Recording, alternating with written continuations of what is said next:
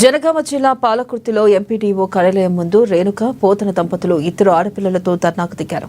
నిరుపేద కుటుంబానికి చెందిన తమకు కలెక్టర్ చెప్పినట్లుగా ఇళ్లు మంజూరు చేసి న్యాయం చేయాలని ప్రభుత్వాన్ని కోరారు.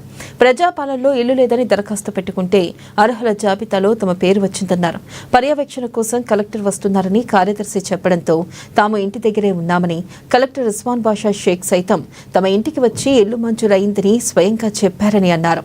ఇక ఎంపీడీఓ రాములకు వెంటనే ఇల్లు మంజూరు పత్రం ఇవ్వాలని ఆదేశాలను జారీ చేశారని కూడా వారు తెలిపారు. కలెక్టర్ ఇల్లు వస్తుందని చెప్పడంతో తమకున్న తాతల కాలం నాటి పాత మట్టి ఇల్లును కూల్చేసి ప్రభుత్వం సాయం కోసం ఎదురు చూస్తున్నామన్నారు. కానీ రాజకీయ కుట్రతో కాంగ్రెస్ నాయకులు, గ్రామ కార్యదర్శులు కలిసి తమ పేరును తొలగించి అన్యాయం చేశారని ఆవేదన వ్యక్తం చేశారు. ఇల్లు కూల్చేసి గూడులేని పక్షులుగా ఇద్దరు ఆడపిల్లలతో దిక్కుతోచని స్థితిలో బయట ఉంటున్నామని కన్నీళ్లు పెట్టుకున్నారు. ఇల్లు లేకపోతే తమకు చావే దిక్కని, అధికారులు స్పందించి ఇంటిని మంజూరు చేయకపోతే ఆత్మహత్యలు చేసుకుంటామన్నారు.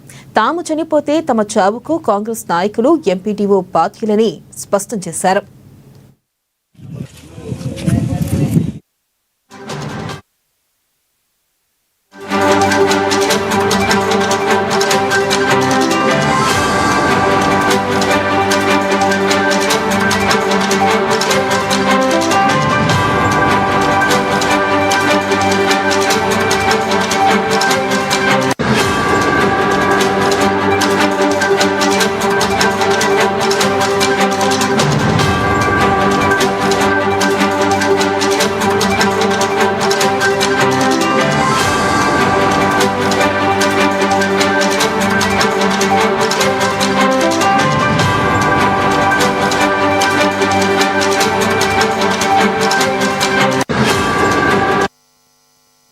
బ్రేకింగ్ న్యూస్ చూస్తున్నాం. జనగామ జిల్లా పాలకుర్తిలో ఎంపీడీఓ కార్యాలయం ముందు రేణుక పోతన దంపతులు ఇద్దరు ఆడపిల్లలతో ధర్నాకు దిగారు.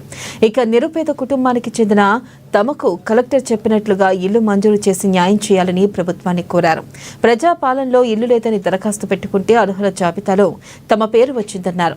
ఇక పర్యవేక్షణ కోసం కలెక్టర్ వస్తున్నారని కార్యదర్శి చెప్పడంతో తాము ఇంటి దగ్గరే ఉన్నామని, కలెక్టర్ రిజ్వాన్ బాషా షేక్ సైతం తమ ఇంటికి వచ్చి ఇల్లు మంజూరైందని స్వయంగా చెప్పారని అన్నారు. ఎంపీడీఓ రాములకు వెంటనే ఇల్లు మంజూరు పత్రం ఇవ్వాలని ఆదేశాలను జారీ చేశారని కూడా వారు తెలిపారు.